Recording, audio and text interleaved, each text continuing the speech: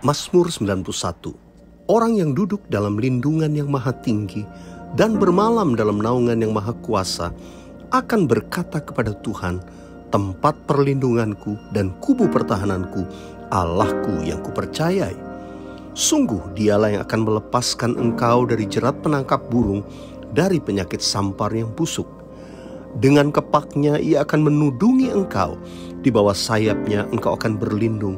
Kesetiaannya ialah perisai dan pagar tembok. Engkau tidak usah takut terhadap kedahsyatan malam, terhadap panah yang terbang di waktu siang, terhadap penyakit sampar yang berjalan di dalam gelap, terhadap penyakit menular yang mengamuk di waktu petang. Walau 1.000 orang rebah di sisimu dan 10.000 di sebelah kananmu, tetapi itu tidak akan menimpamu. Engkau hanya menontonnya dengan matamu sendiri dan melihat pembalasan terhadap orang-orang fasik. Sebab Tuhanlah tempat perlindunganmu, yang maha tinggi telah kau buat tempat perteduhanmu. Malapetaka tidak akan menimpa kamu, dan tulah tidak akan mendekat kepada kemahmu. Sebab malaikat-malaikatnya akan diperintahkannya kepadamu untuk menjaga engkau di segala jalanmu. Mereka akan menatang engkau di atas tangannya, supaya kakimu jangan terantuk kepada batu. Singa dan ular tedung akan kau langkahi.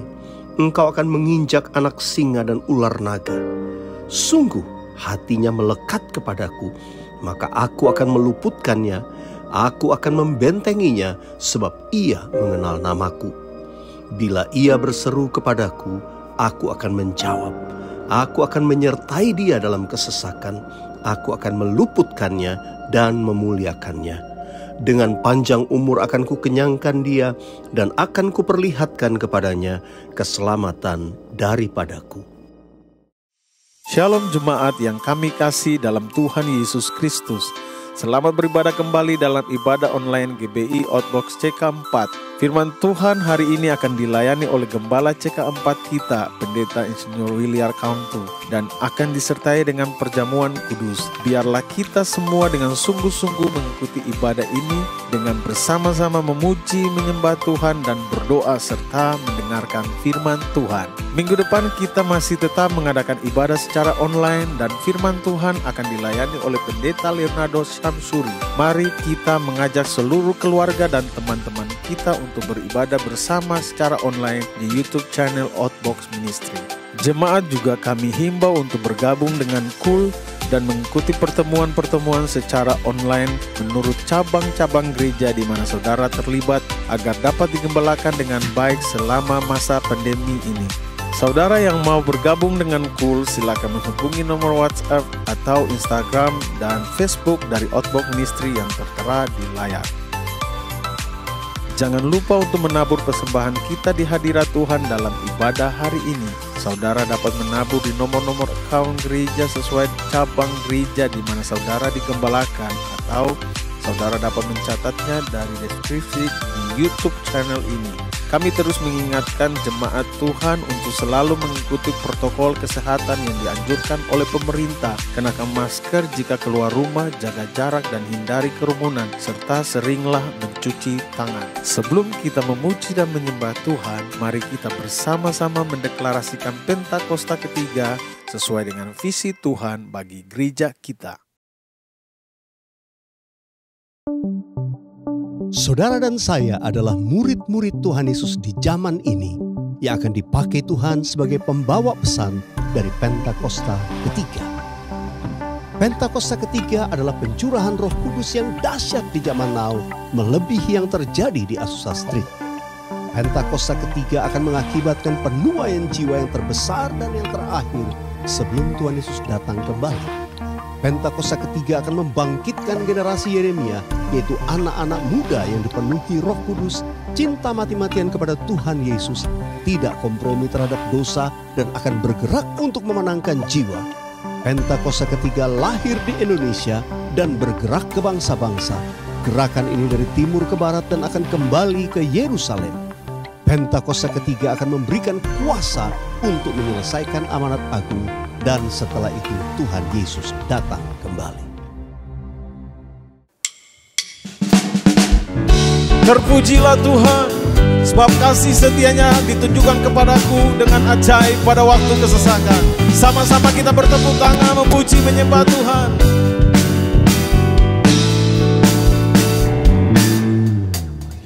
Yesus Tuhanku ajaib, heran perbuatannya, tiada yang mustahil bagi Dia. Yesus Tuhanku ajaib, Yesus Tuhanku ajaib, heran perbuatannya, tiada yang mustahil bagi Dia.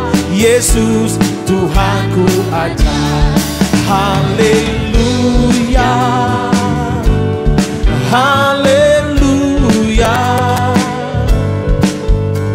Mujizat yang diperbuatnya sungguh ajaib. Haleluya, haleluya. Untuk selama-lamanya Tuhanku ajaib.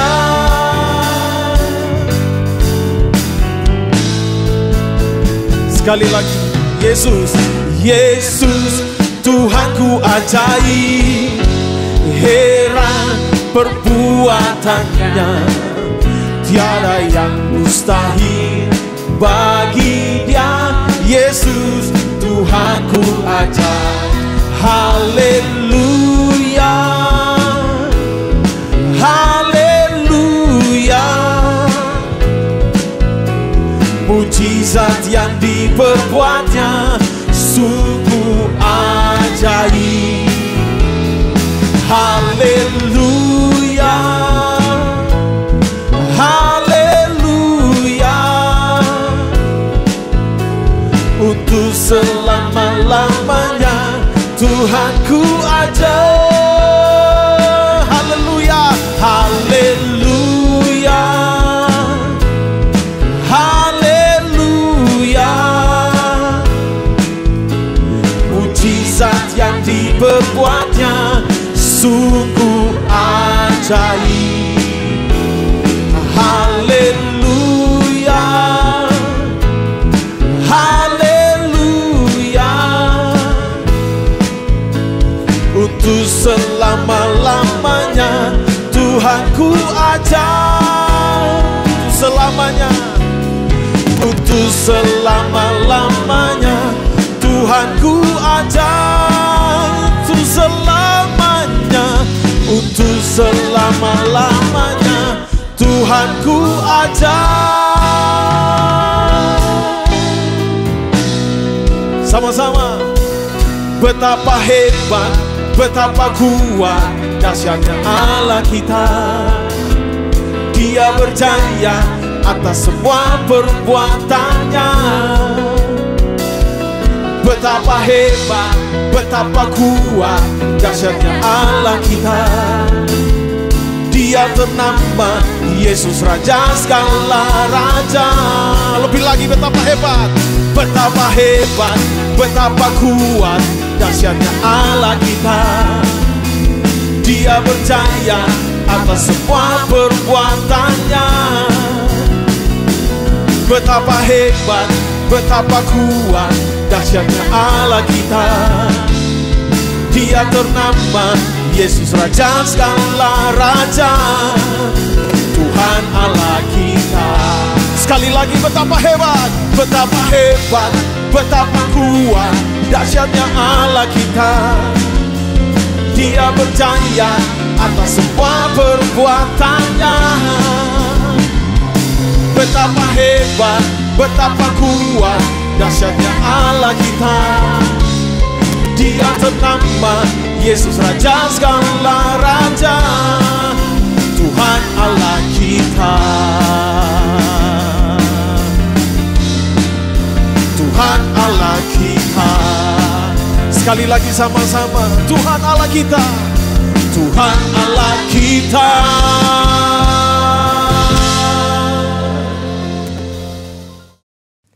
Shalom saudara sekalian, dimanapun saudara berada, saya berdoa perlindungan dan hadiratnya memenuhi saudara selalu. Kita akan membahas mengenai apakah boleh orang percaya menghardik setan dan juga sakit penyakit.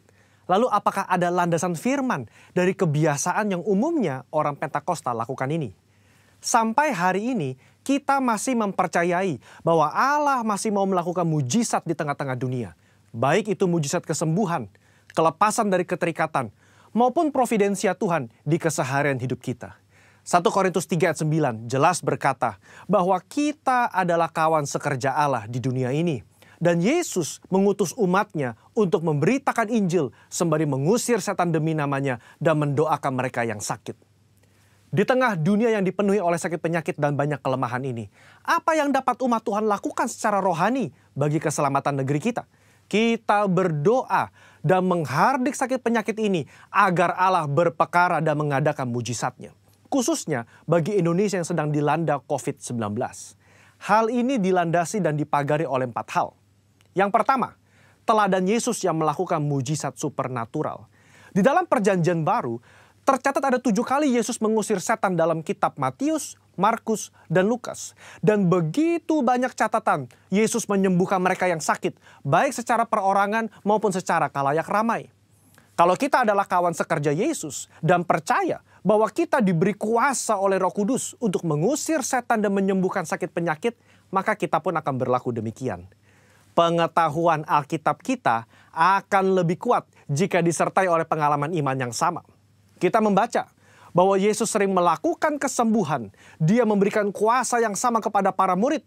Seperti di dalam Lukas pasal yang 9 ayat yang pertama. Dikatakan, maka Yesus memanggil ke-12 muridnya, lalu memberikan tenaga dan kuasa kepada mereka untuk menguasai setan-setan dan untuk menyembuhkan penyakit-penyakit. Nah, secara global, umat Pentakosta meyakini bahwa orang percaya di zaman now juga diberikan kuasa untuk menghardik dan menyembuhkan. Gembala sidang kita Paniko mendapatkan tuntunan untuk melakukan KKR kesembuhan ilahi di dalam dan luar negeri.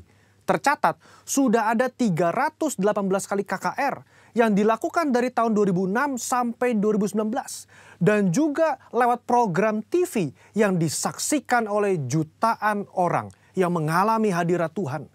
Ribuan orang mengalami kesembuhan yang juga disaksikan oleh banyak orang. Itu adalah pengalaman rohani tak terbantahkan yang memperkuat pengetahuan umat tentang karakter Allah yang penuh kasih itu. Kalau kita membaca sejarah kegerakan Pentakosta secara global, maka saudara akan melihat begitu banyak mujizat supernatural yang Tuhan kerjakan lewat hamba-hambanya di berbagai belahan dunia. Itu semua semata-mata karena Allah mengasihi jiwa-jiwa dan Ia ingin semua orang diselamatkan. Yang kedua, otoritas firman Tuhan. Di dalam kehidupan orang percaya, firman Tuhan menjadi dasar dari apa yang kita lakukan sehari-hari. Kalau pertanyaannya adalah, apakah orang percaya boleh menghardik sakit penyakit dan setan? Tentu kita melihat dari teks Alkitab bagaimana Yesus dan para rasul melakukannya. Di dalam Lukas pasal yang keempat, ayat yang ke-39, mertua Petrus sakit demam keras. Petrus meminta Yesus untuk datang. Yesus menyembuhkan mertua Petrus dengan cara apa? Yesus menghardik demam itu dan penyakit itu pun meninggalkan dia. Ini yang menjadi dasar bagi orang percaya. Secara spiritual, kita berdoa dan menghardik sakit penyakit seperti yang Yesus lakukan. Di dalam Yohanes pasal ke-14 ayat yang ke-12 juga dikatakan bahwa orang percaya akan melakukan pekerjaan-pekerjaan yang Yesus lakukan. Bahkan pekerjaan yang lebih besar lagi.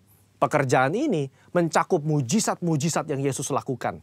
Karakter kerendahan hati yang Dia tunjukkan. Dan kasih yang diberikan kepada orang-orang yang membutuhkan. Inilah yang menjadi dasar bagi orang percaya untuk melangkah dengan iman di atas dasar janji firman Tuhan. Poin yang ketiga, ketaatan kepada pemerintah. Ketika gereja mengajak umatnya untuk berdoa syafaat bagi negeri ini, bukan berarti kita tidak mentaati pemerintah dalam melakukan physical distancing atau memakai masker. Roma 13 jelas mengajarkan bahwa orang percaya diminta untuk taat dan patuh kepada pemerintah sebagai hamba Allah di dunia untuk kebaikan kita. Dalam konteks pandemi COVID-19, maka ketika kita berdoa menghardik pandemi ini agar cepat selesai, pada saat yang bersamaan kita juga mentaati peraturan pemerintah dalam mematuhi protokol kesehatan. Poin yang keempat, menantikan waktunya Tuhan. ketika kita berdoa syafaat dan melakukan tindakan iman seperti menghardik hal semacam ini, tidak terlepas dari kedaulatan Tuhan. Iman yang rasional membuat kita terus-menerus berdoa dan berharap hanya kepada Tuhan, sembari mengetahui bahwa jalan manusia bukan jalannya Tuhan. Rancangan manusia bukan rancangannya Tuhan. Contoh, ketika Daud berdoa dan berpuasa demi anaknya yang sakit, sebagai penghakiman Tuhan atas hubungannya yang salah dengan Batsheba, dia melakukannya dengan tidak jemu-jemu. Tetapi ketika Tuhan berkata lain dan anak itu harus mati, maka Daud segera bangkit. Dia makan dan kembali beraktivitas. Apa yang dapat kita pelajari? Orang percaya diminta untuk terus berdoa dengan tidak jemu-jemu. Tetapi jawaban final ada di tangan Tuhan. Rentang waktu ketika kita mulai berdoa sampai adanya jawaban dari Tuhan dapat digunakan sebagai waktu pertobatan dari sisi manusia dan juga waktu untuk mencari hadirat Tuhan. Saudara, apa kesimpulannya? Iman yang rasional bukanlah iman yang buta dan gegabah. Iman yang melibatkan akal budi dan pikiran kita sangat diperlukan dalam meresponi pandemi COVID-19 ini. Kita tetap mempercayai mujizat Allah di tengah bangsa kita. Kita berdoa untuk pemerintah agar diberi hikmat menyelesaikan pandemi ini. Dan kita pun mentaati protokol kesehatan, menjaga jarak, mencuci tangan, dan memakai masker. Saya berdoa agar kita semua mau ambil bagian untuk berdoa dan bersyafaat bagi bangsa Indonesia.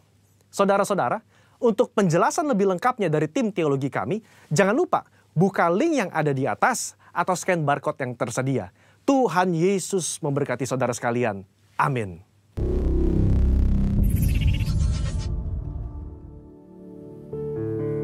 Kami bersyukur Tuhan untuk kebaikan, kasih setia-Mu yang ajaib.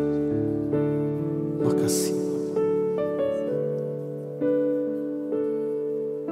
Sungguh besar setiamu, Kau nyatakan bagiku.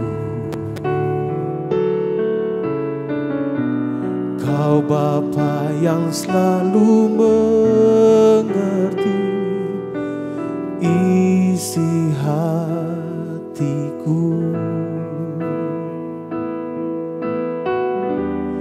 Kemuliaan-Mu Kau janjikan, aku tetap percaya, ku percaya janji-Mu ajaib terukir dalam kehidupanku.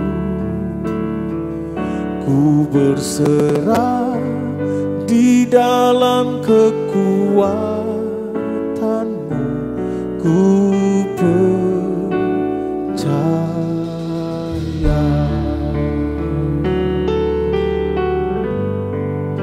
Makasih untuk kasih setia-Mu Tuhan. Sama-sama. Sungguh besar setia-Mu, Kau nyatakan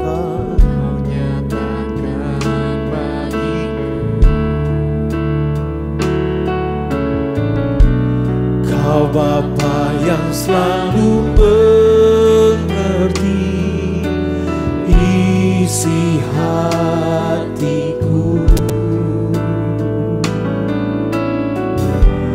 Kemuliaan-Mu Kau janjikan,